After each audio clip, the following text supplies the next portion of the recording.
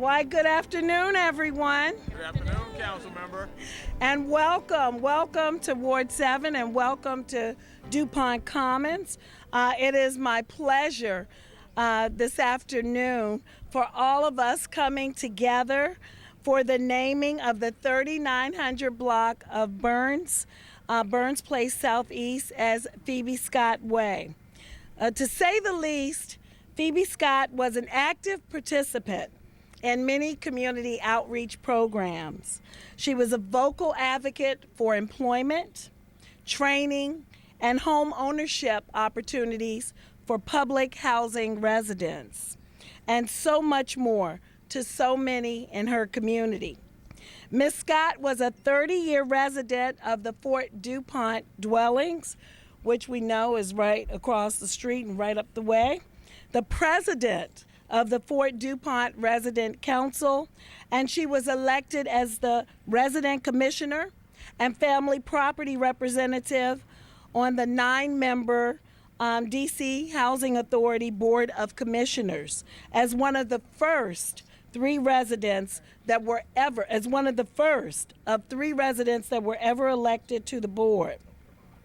Importantly, Commissioner Scott was instrumental in making Dupont Commons a reality. The neighborhood that we're in now is 147 affordable single-family townhomes, and this was the former site of the Fort Dupont Dwellings. Commissioner Scott passed away in February of 2001, and she did not have the opportunity to see this come to fruition. But we are happy to celebrate her life and honor her today, as with this street naming in the very neighborhood that she helped make a reality. That's her helicopter salute. We are pleased to be joined today by many members of her family, and I have to commend her son, David Scott, who came down to the Wilson building every single week, every single day, to rally support, thank you, David, for his mom, and that's so rightly deserved. And I'd like to thank also my staff, Terrence Norfless, my legislative director, because as you know, it took legislative action to make this official. So I'd like to thank Mr. Norfless as well. Our mayor has joined us today, and I am truly honored that he is familiar with Phebbie Scott as well. And he's also a resident of Ward 7, so I'm really honored that Mayor Gray has joined us. He will be making remarks along with our director of the Housing Authority, Ms. Adrianne Todman. I'm delighted that she's here. She works hard for all the residents in the District of Columbia, especially those who reside in our public housing. And then we'll be followed with remarks from Mr. Scott. We'll hear from Mr. Moore of the Washington Interfaith Network, and then we will dismiss. I understand the family will have a reception afterwards across the street, so we can share many more stories and have many more tributes of Miss Scott. So without further ado, I will bring up Mayor Vincent C. Gray. Thank you.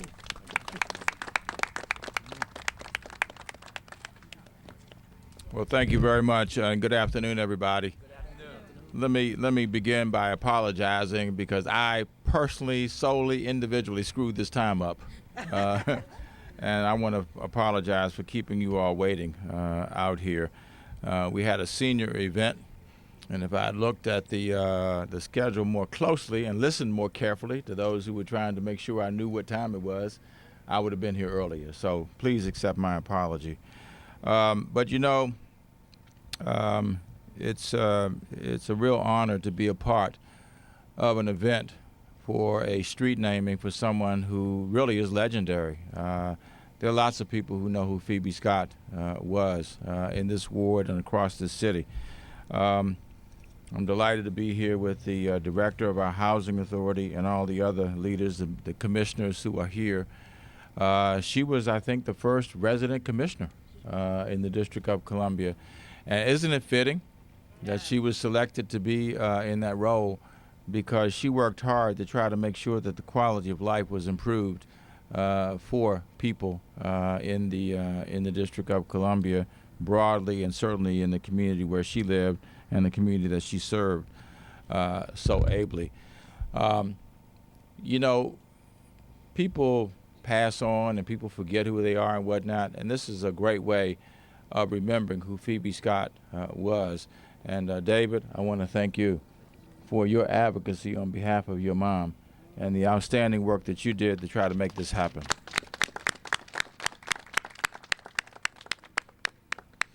You know, the list of accomplishments that she achieved really is quite extraordinary. You know, she focused on making sure that people had jobs.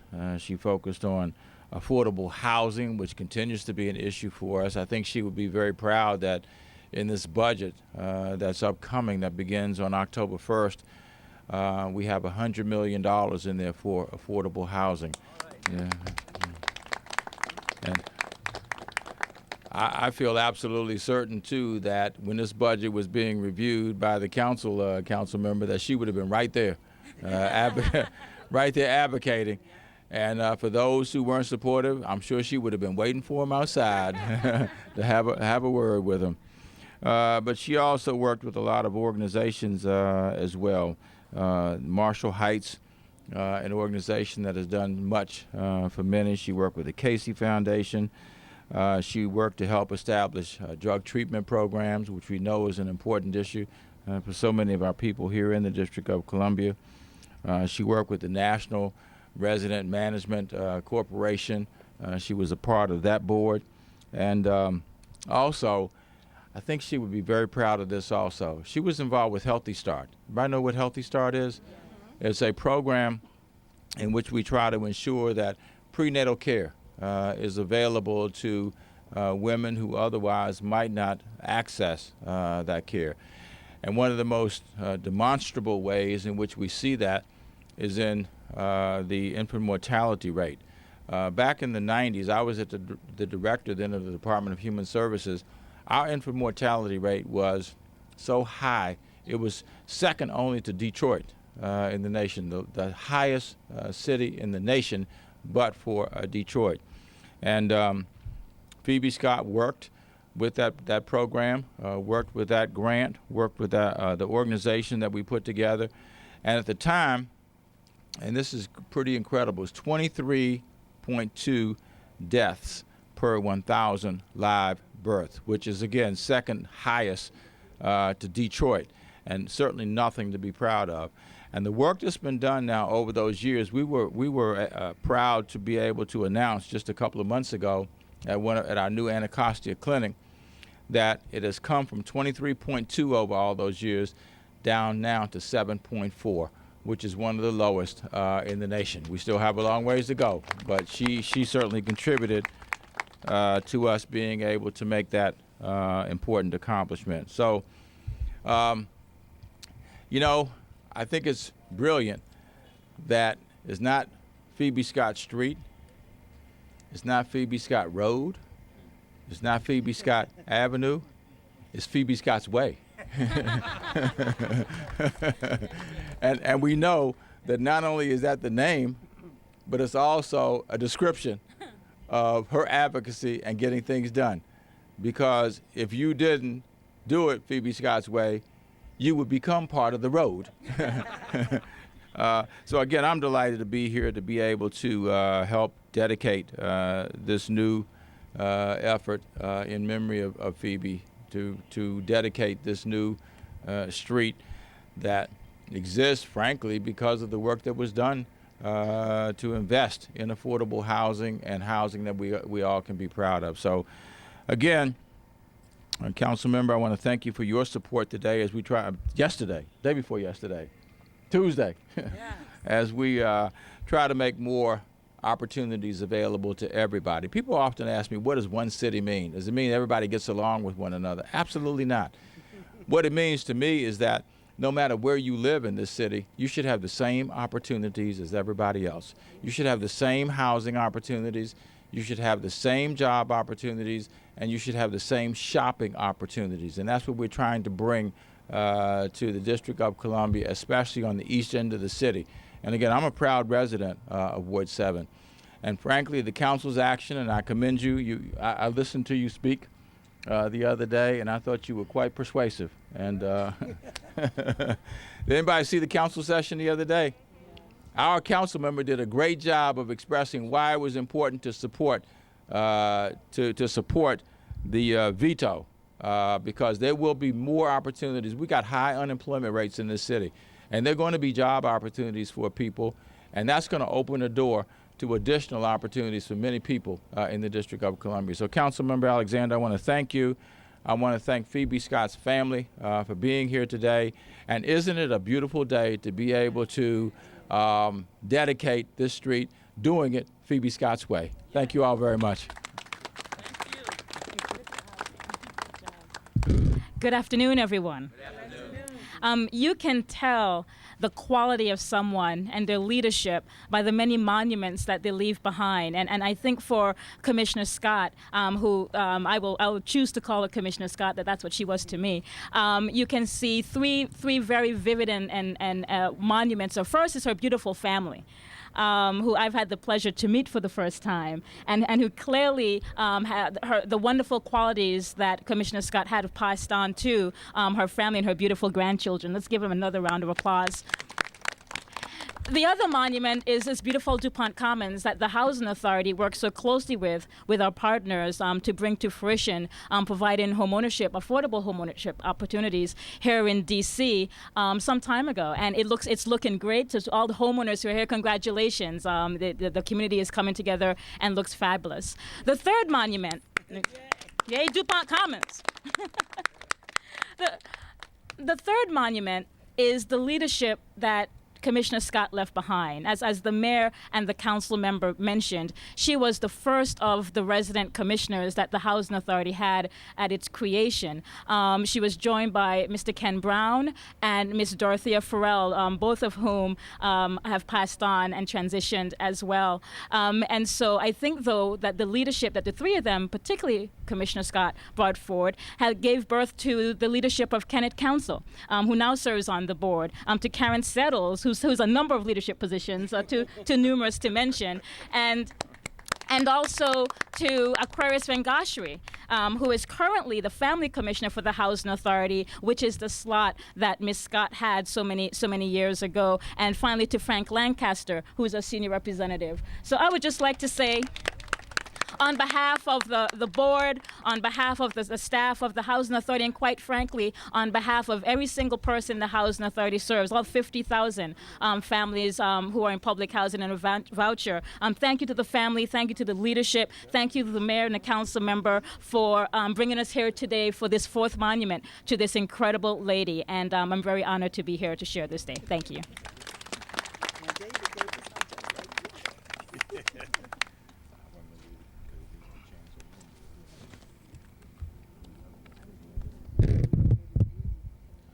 Good evening, everyone. First, giving thanks to the great architect of our universe. Amen. My name is David Scott, the oldest son of Commissioner Phebbie Scott. First, I would like to acknowledge Mayor Gray, Councilmember Alexander, and Executive Director of the DC Housing Authority, Adrianne Todman. I also would like to recognize Commissioner Kenneth Council, Commissioner Lancaster, ANC Commissioner Karen Settles, and also John Moore, representative of the Washington Interfaith Network, and Commissioner Von Dorsey. I also like to acknowledge my siblings, Phebbie and Kelly. Our family members from North Carolina, and also our family members residing here in the Washington metropolitan area. Also, a special acknowledgement out to the president of the Dupont Commons HOA, Ms. Donna Bexley. Is she still here? Okay. and other other members of the board of directors of the Dupont Commons. And also I'd like to recognize the brothers and sisters of the Most Worshipful Prince Hall Masonic Jurisdiction of Washington, D.C., who's in the house today also.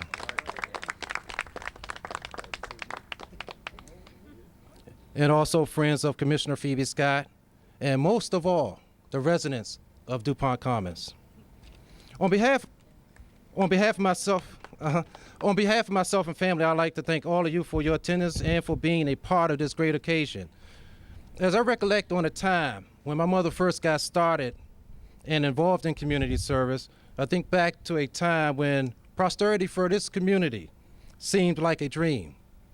A time when our leadership was going through a tug of war transition of what is right or what is wrong, or what is best or what is just all right for our citizens of this city. A time when one of the happiest things for the children of this community was the ice cream truck. And for the adults, the ability to be able to provide a decent meal for their children, and that they, with the help of community and resources of the District of Columbia, to include mentors, teachers, recreation staff, members, the church, and others who reach back, would assist them in breaking the chains of disparity in order that they too could obtain the information, the knowledge, the motivation, and inspiration to afford them an opportunity to make things better for themselves and family. But let me tell you about a woman who had a vision, a woman who, in spite of the challenges of being a mother in this community, overcame disparity, not only for herself, but for this community. She not only overcame disparity for the challenges of the day, she not only overcame disparity for the perception of what folks thought of folks in this community, whom were not doing as well as they were or living as large as they, whom in some cases were perceived as not wanting to better themselves. You know, I was always taught that you are not to criticize and that you should always reach back and help someone. But as I think deeper, I ask myself, how did she do it? How did she help a community that had the aforementioned dynamics plaguing them? How can you help a community when you are in need yourself? How do you do and how do you help when you don't have much yourself? What do you do? This is what made my mom's Commissioner Scott very special to myself, family, and to community. In spite of the adversity, she raised above the disparity and brought forth prosperity and a feeling of self-worth to the residents of this great community. How did she do this? She did this by becoming a part of the solution. For she stepped up to the plate and for many years was a voice for the needs of this community. She was not afraid to be the voice, the person to bring about change. For many years, Phebbie Scott was the president of the Fort Dupont Residents Council and chaired many other groups that mentored and served this community. Phebbie Scott coordinated food banks out of the little office down here on Ridge Road. She brought about jobs and job training opportunities. And after many years as an advocate for this community, Phebbie Scott was elected as the first resident commissioner for family properties here in Washington, D.C. She was an advocate for affordable housing here in Washington, D.C. also, and especially in this community. What you see amongst you is a product of her commitment to her community. Just like Commissioner Phebbie Scott, let us be unselfish in our commitment to the prosperity of our communities. So today, and for the days to come, I challenge all of us to pick up our torch and shine our light upon our communities. I challenge each of us to shine our light upon someone who is in the darkness of disparity and assist them in bringing them to the light of prosperity. I challenge each of us to extend our light to our neighbors. I challenge each of us to extend our light as mentors to our younger generations. And lastly, let's shine our light as a unifying beacon of hope, of encouragement and togetherness in our communities, with our leaders, and within this great city of Washington.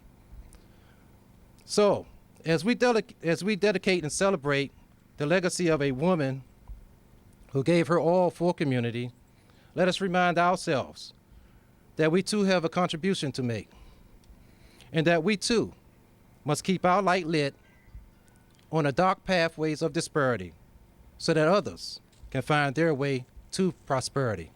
May God bless you, and thank you very much.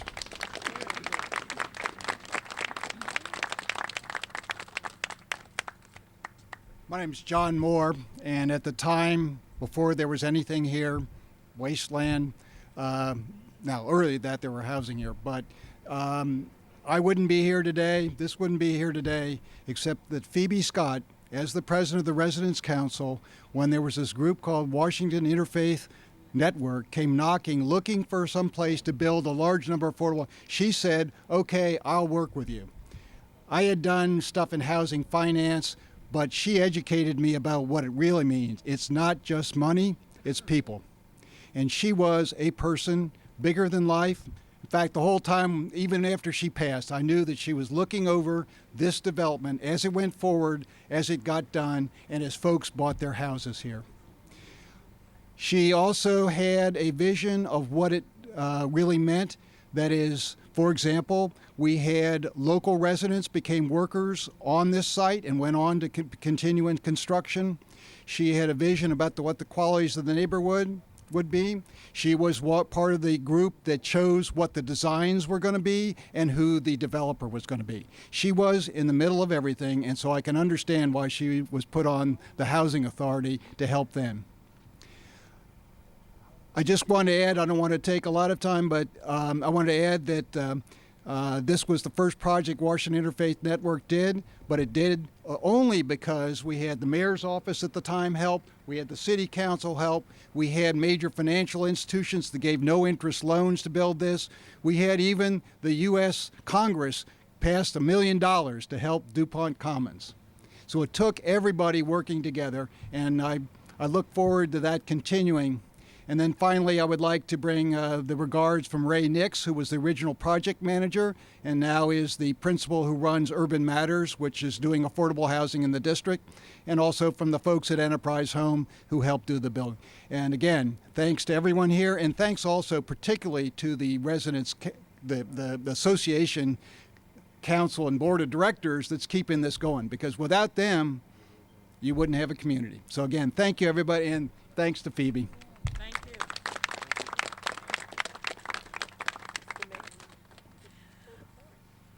So now we've reached that time. If you see that sign up there, I'm going to ask the family and the mayor, Ms. Todman, if you would all join us. And the family, I think, David, you should take the lead on that so we can see this beautiful sign. Mr. Mayor, should we do a countdown? 7,